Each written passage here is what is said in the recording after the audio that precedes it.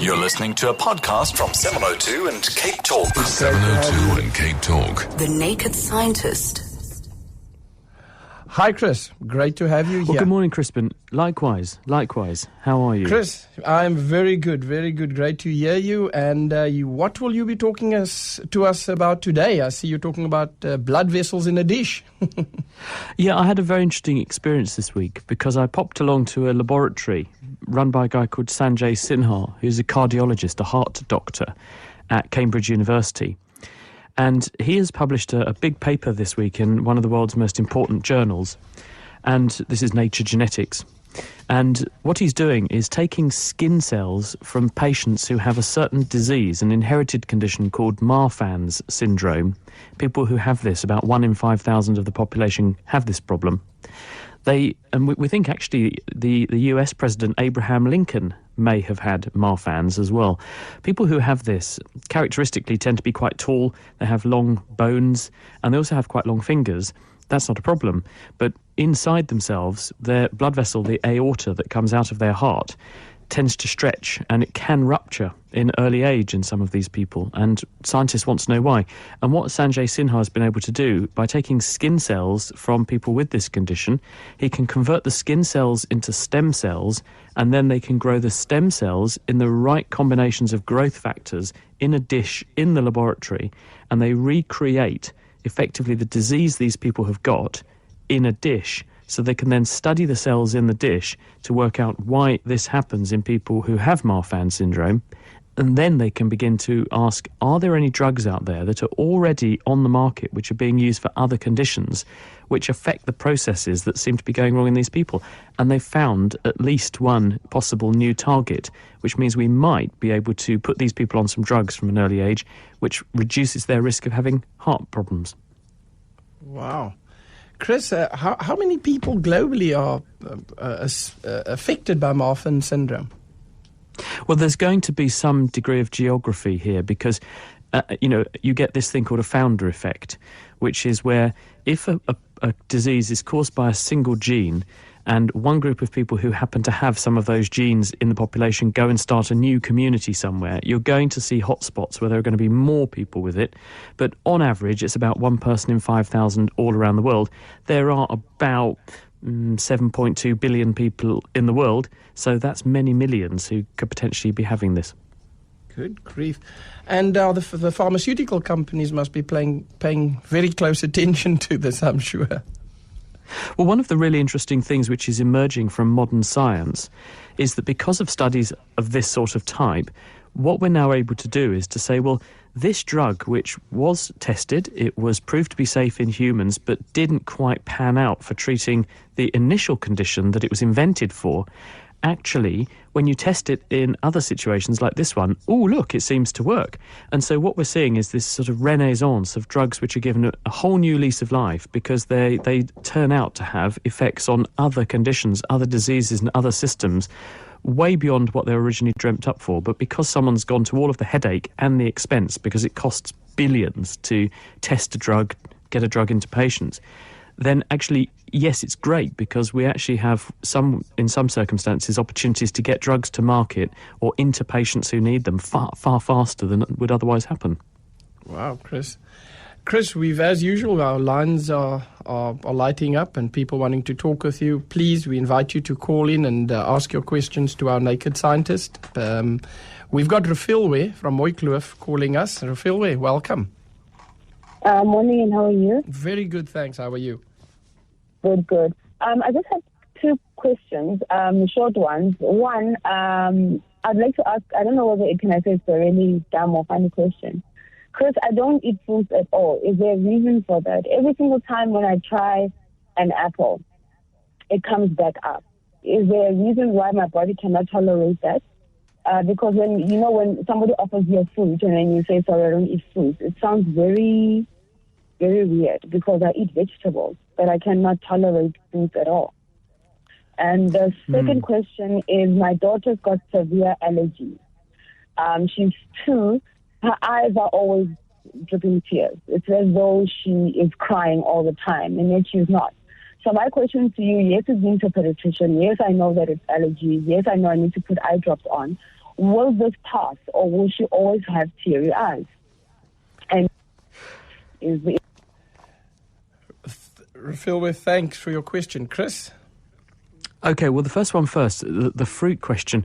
Most of the time when things like this happen, if other things go down and they stay down and they don't produce the same symptom, one would probably assume that's something psychological. And it would be an interesting experiment to do, to turn some fruit into something that wasn't obviously fruit. For instance, put some fruit into some soup and then eat the soup and see if that stays down. And remember, tomatoes are fruit, so if you can eat tomato soup, okay, then probably it's a psychological thing rather than it being something physical. Although it is possible that there's something in certain classes of fruit which doesn't agree with you. The only way to find out would be to get a specialist to investigate. Now, in terms of your daughter, sorry to hear that she's a bit poorly with allergies. It's becoming more common, actually, particularly as we all embrace a cleaner lifestyle. Paradoxically, we live more cleanly, we live longer, but we live with more problems, including more allergic conditions. Sometimes, as the immune system matures, allergy responses do diminish, and this is because your immune system becomes better at regulating itself. There's part of the immune system that attacks and reacts to things. There's another part of the immune system that's in charge of damping down reactions to things, and it's supposed to damp down reactions against things that are not bad for you. It may be that that's going to take a little bit longer to mature, but sometimes, unfortunately, allergies don't mature. They go the other way, and you end up with a worse allergy because your immune system gets better at reacting against the thing which it's learning to react against. So the bottom line with an allergy is the best way to avoid allergies is to avoid the thing you're allergic to.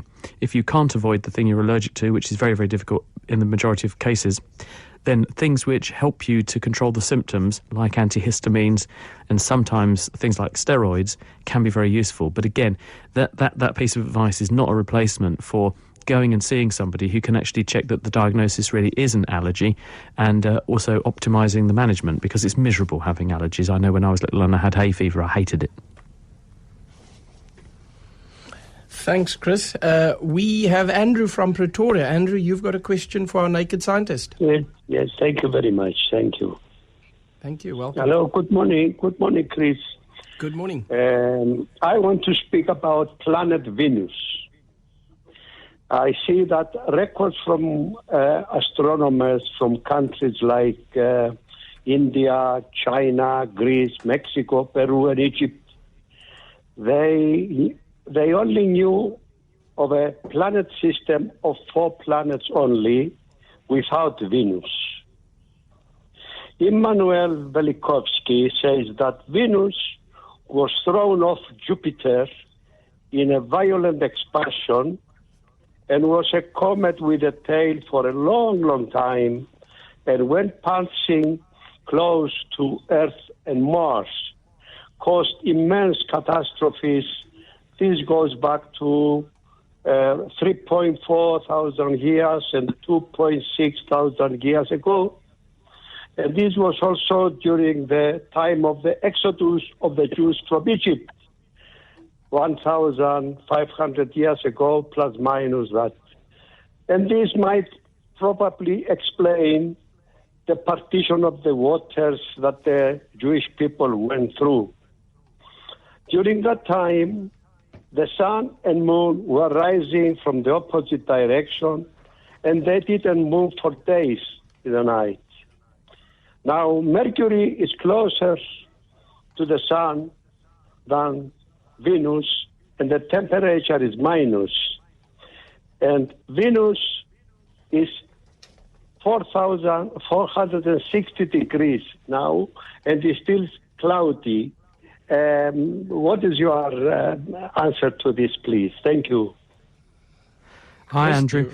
Well, just to correct a couple of the dates and things there, Venus is a terrestrial planet. It's one of the rocky worlds, second in from Mercury, after Mercury from the Sun. It's our nearest neighbour. It's roughly the same size as the Earth, and it didn't arrive there recently. Venus has been there for a really long time. The Earth's 4.5 billion years old, give or take. Venus formed around the same time. So these rocky worlds all formed at roughly the same time when the solar system was condensing out of this cloud of dust and gas around our protostar. So I don't think there's any evidence that an object as big as Venus came zipping in from Jupiter. Jupiter is a gas giant, and Jupiter is made principally of stuff like hydrogen. And Venus is not made of gas, it is a rocky world. Jupiter has captured some objects, that's why it's got big bodies like its satellites. Saturn has Titan, Jupiter has things like Ganymede, so they have got big moons, but nothing on the scale of Venus. So I don't think that's quite true. Therefore, it doesn't really tie up with the historical picture that you're painting for us, and I don't think there's any evidence that the sun and the moon went the other way around either.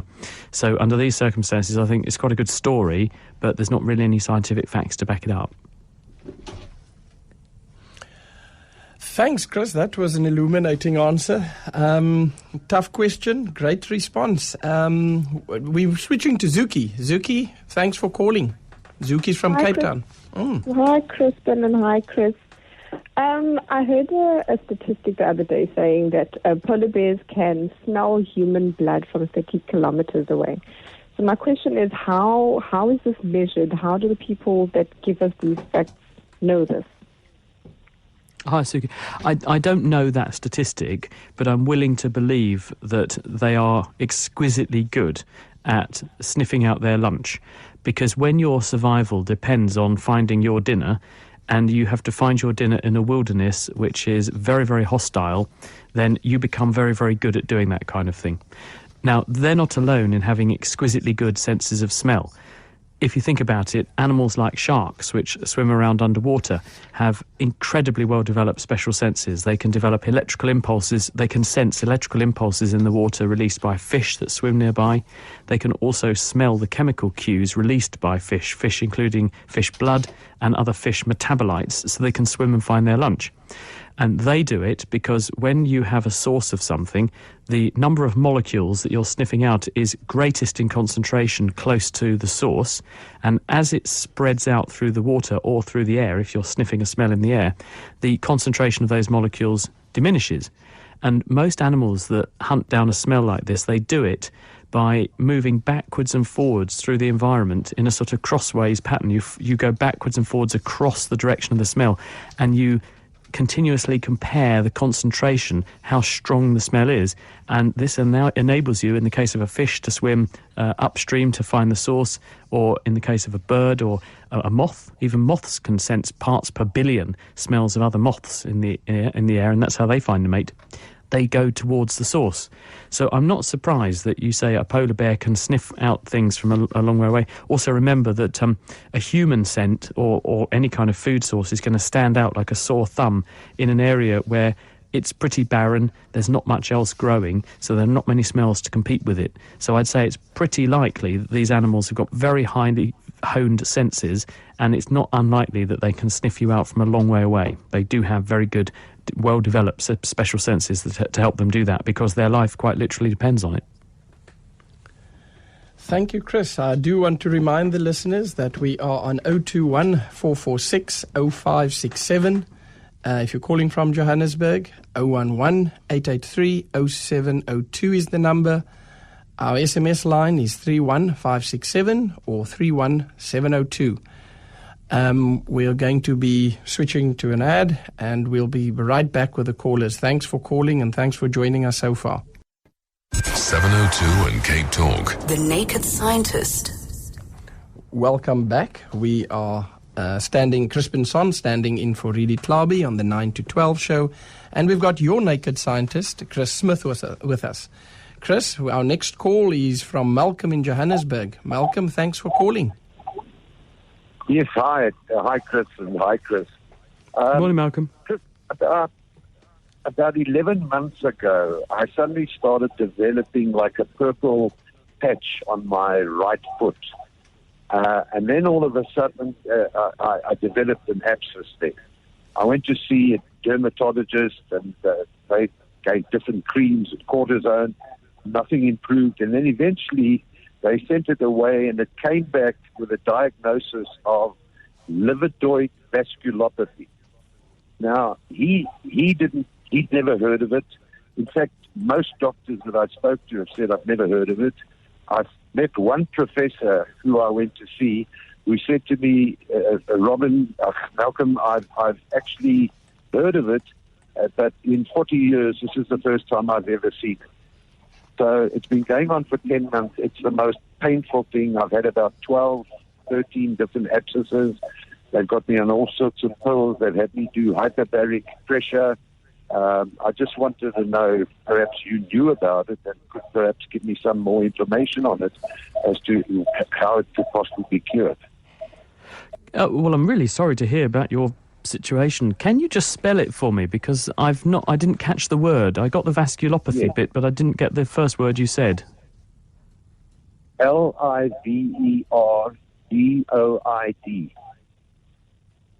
So Livere. Yeah, Liverdoid. One word.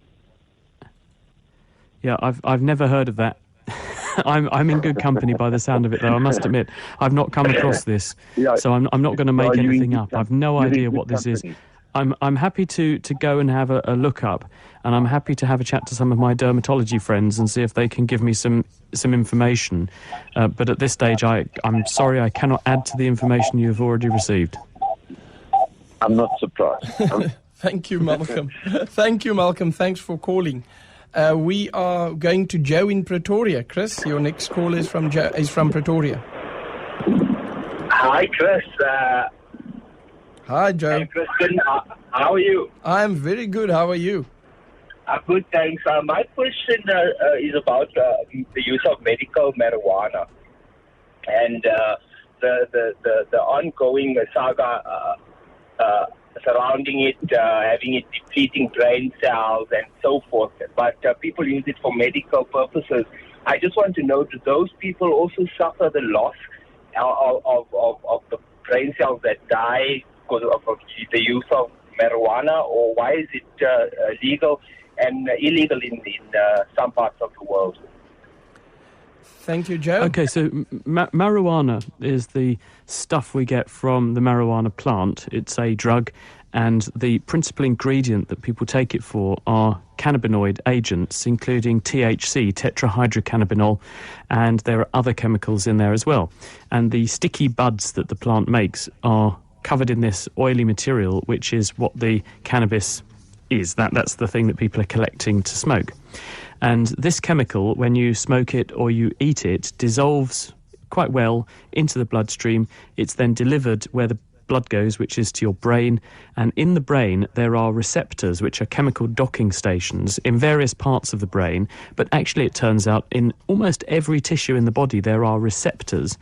And cannabis, which you get from a cannabis plant, things like THC, the molecules that come from cannabis look like the natural molecule in your body that would normally bind onto those receptors. So the cannabis that you take fools your body into thinking there are more of its own natural signals there, and those receptors dock with the cannabis molecule, and it then changes the behavior of cells which are expressing those receptors. And in the case of brain cells, it changes your brain function. But as I say, as far as we can tell, almost every tissue in the body has receptors, and therefore cannabis can have effects on every tissue in the body. Now, in terms of what does it do in your brain, well, the evidence is one of the things it does is it affects the hunger centre. You have a region of your brain called the hypothalamus, and this controls how active you are when you feel tired, when you want to go to sleep, when you feel hot, when you feel cold, but also it controls appetite. And this is why people get the marijuana munchies, because if you stimulate this system, which cannabis does, it makes you want to eat, and you want to eat when you don't actually need to eat, so it tends to promote weight gain. That's one thing it does. The other thing it does is it strongly affects the motivation centres in the brain. And it looks like it demotivates people because it basically hardwires your brain to have less motivation, to form to stimulate yourself less well. And it also affects memory. There's evidence that when you activate these receptors that you don't make memories as well when you're on this agent, and long term it might therefore have effects too. But overall there are also very serious consequences of smoking cannabis. It's very high in tar, and it has a profound aging effect on the lung. And people who have smoked a lot of cannabis have lungs which are in very bad shape indeed. So this is not a good idea. That said, there are therapeutic benefits from using drugs like cannabis and cannabis itself, and there are pharmaceutical companies that produce legally, they produce cannabis and turn it into drugs which can be administered and taken safely, and these have all kinds of uses, and they range from antiemetics and sickness drugs to helping people not feel so sick when they're having cancer chemotherapy, and pain relief for people who have spasticity owing to neurological problems. So there's a range of things that are being investigated, and it may have potential, but it's also quite widely abused, and it can be quite bad for you. So this is neither a positive nor a negative from me, it's merely those are the facts. Thank you, Chris. That's, I'm amazed at the responses and the detail behind this. Chris, we're going to cross to one more caller, and that's Musa from Kempton Park. Musa, thanks for calling us. Chris and Chris. Hi. Hi, by Musa. the way, Naked Scientist, I just love hearing you. You are one smart man. But very recently, I was pepper sprayed, and I just want to know, how does pepper spray work, and should it ever happen to me again, what should I do? Well, I'd stop robbing banks or something, or, that'd probably be a good piece of... I'm just kidding. I'm sorry to hear that, because I've never had this happen to me, but I have accidentally sort of done something similar when chopping chilies.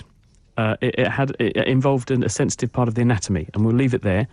But what actually happens is that when you have pepper spray, this contains the chemical capsaicin, and capsaicin is the pungent, spicy ingredient in chili peppers.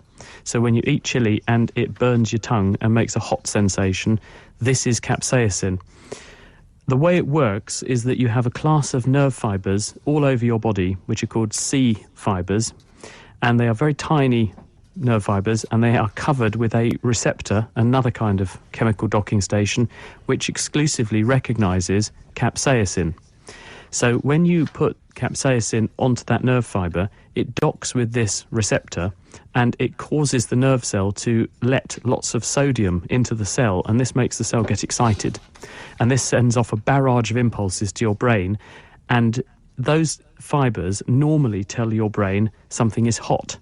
So if you add a chemical to a bunch of nerve fibres that normally signal heat, and it accidentally or artificially turns them on, it makes your body interpret the area which is in contact with the capsaicin as it must be burning hot and painful. And so wherever you have lots of these nerve fibres, where they're in contact with capsaicin, you will feel an intense burning pain. But there is no injury to the tissue, because this is literally a chemical that's fooling your nervous system into thinking it's being burned. And this is why this is quite a good thing for crowd suppression or to fend someone off, because although it's very unpleasant as an experience when it's sprayed onto you, it doesn't have necessarily any long-term consequences, because it's just a chemical fooling your nervous system into thinking it's being harmed. So once the stuff washes out, and it takes a while for the stuff to be washed off and to get away, because it's quite soluble in fat, so water doesn't tend to displace it very easily, so it takes a little while for it to ooze out naturally and go away.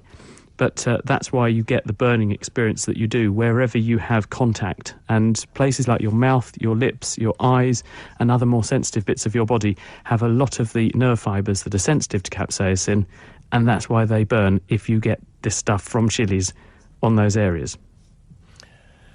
Chris, thank you. It is fantastic. It's always great listening to you. Thank you, as always. Very interesting, great responses. Thanks to our callers for posing the questions.